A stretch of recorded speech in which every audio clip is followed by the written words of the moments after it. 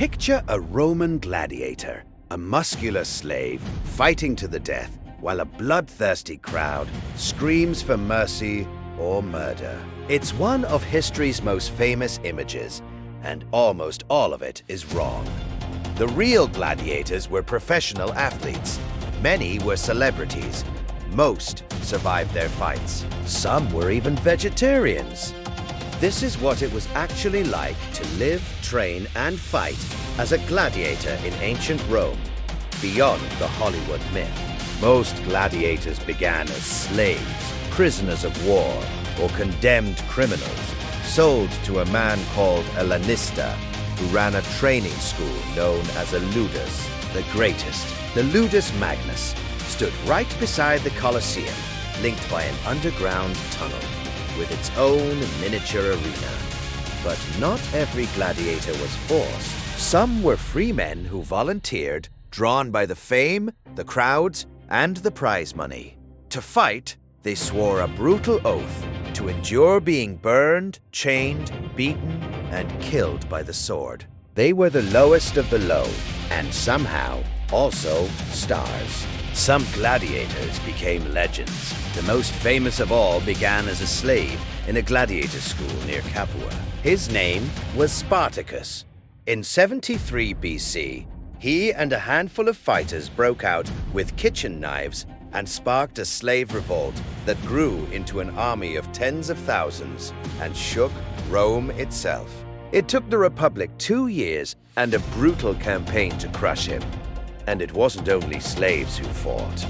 The Emperor Commodus, vain, unhinged, and obsessed with the arena, stepped into it himself, fighting hundreds of carefully rigged matches and charging the city a fortune for the privilege of watching their emperor play gladiator. Life in the Ludus was harsh, but surprisingly well managed.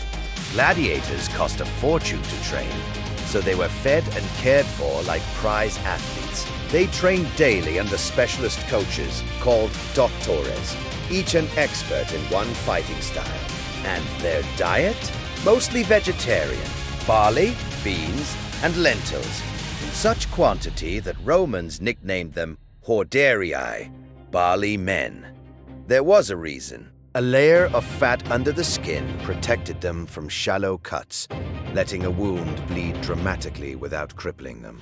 After training, they're said to have drunk a tonic of plant ash and water, an ancient mineral supplement. We know this because scientists analyzed gladiator bones and read their diet in the chemistry. And these men were famous. Gladiators were sex symbols and sporting heroes rolled into one.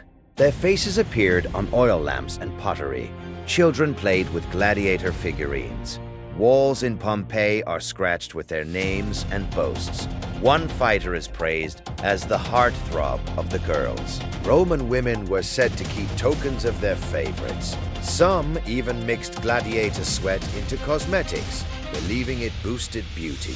For men with almost no legal rights, a champion could win money, adoration, and a kind of immortality. And it wasn't only men. For a time, women fought in the arena too, as gladiatresses, prized as a rare and exotic spectacle, until an emperor finally banned them. The Roman crowd, it seems, would watch almost anyone fight. There was even a class of fighter who battled in near total darkness, and another who fought from a chariot. Gladiators didn't just brawl. They fought in carefully matched styles, like characters in a game. The Murmillo was a heavy fighter, tall shield, short sword, crested helmet. Against him might stand the Retiarius, the netman, lightly armored, armed only with a trident and a weighted net, relying on speed to trap his opponent.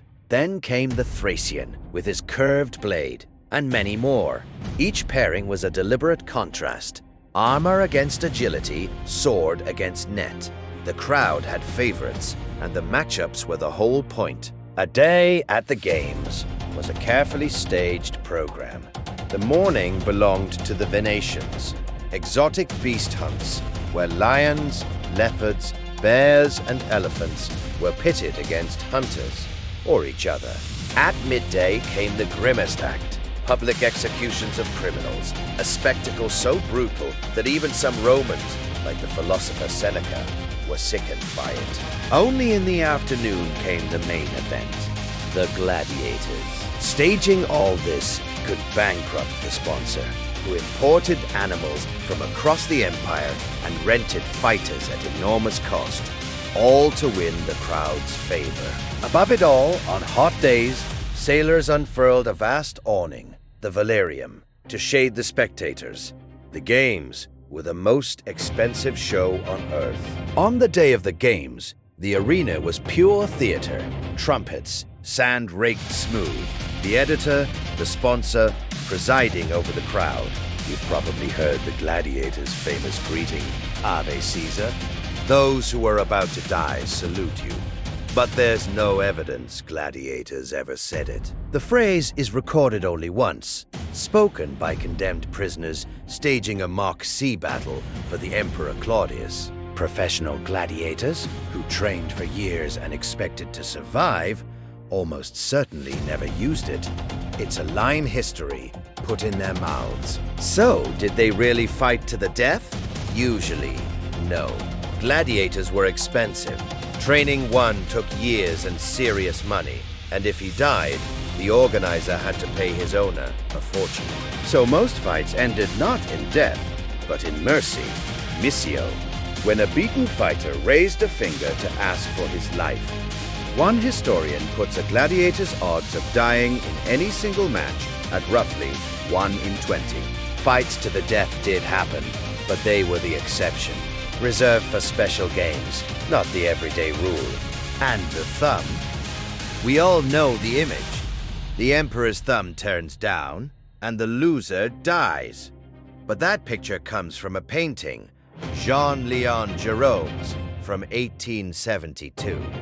Not from Rome. The Romans did use a thumb gesture to signal a gladiator's fate, but we genuinely don't know which way meant death. Up, down, sideways, or hidden in a fist.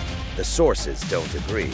The most iconic fact about gladiators is really a Victorian artist's guess. For those who survived long enough, there was a prize beyond money, the Ludus, a wooden sword, the symbol of freedom, given to a gladiator who had earned his release. Many never reached it.